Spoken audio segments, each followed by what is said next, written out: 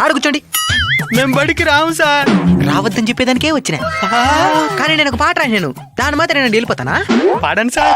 జగమంత కుటుంబం నాది, కాకి జీవితం నీది, సంసార సాగరం నాది, చెడిపోతున్న జీవితం నీది. ఇంటికి పేరు తెవాలి, అందుకే మీరు చదవాలి.